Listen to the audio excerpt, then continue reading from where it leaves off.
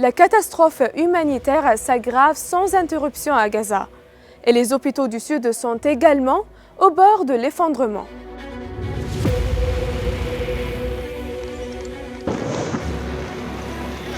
Plus de 2/3 de la population de la bande de Gaza sont devenus des déplacés. Des centaines de milliers d'entre eux cherchent la sécurité, la nourriture et les soins de santé. Cependant, leur déplacement vers les régions du sud de la bande ne leur a apporté aucune de ces aspirations, car l'armée israélienne continue de bombarder des dizaines de cibles civiles dans le sud de Gaza. Pendant ce temps, les hôpitaux et les centres de santé approchent de la cessation de leurs services, menaçant d'aggraver la catastrophe humanitaire dans la région à des niveaux sans précédent. La tragédie vécue par les hôpitaux du Sud coïncide avec l'intrusion de l'armée d'occupation dans le complexe médical d'Al-Shifa, qui abrite des milliers de déplacés, du personnel médical et des blessés sans être évacués.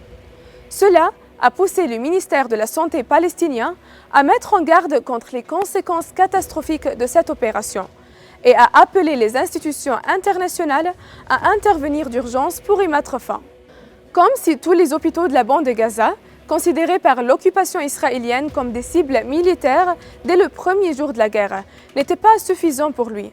Son agression s'est étendue pour inclure un nouvel hôpital à Tulkarem en Cisjordanie, qu'il a ciblé avec des bombes lacrymogènes, entraînant plusieurs blessés parmi les Palestiniens. Alors qu'Israël persiste dans son attaque dévastatrice contre Gaza, les répercussions de cette agression se reflètent et s'intensifient dans plusieurs pays de la région, créant une situation de tension croissante.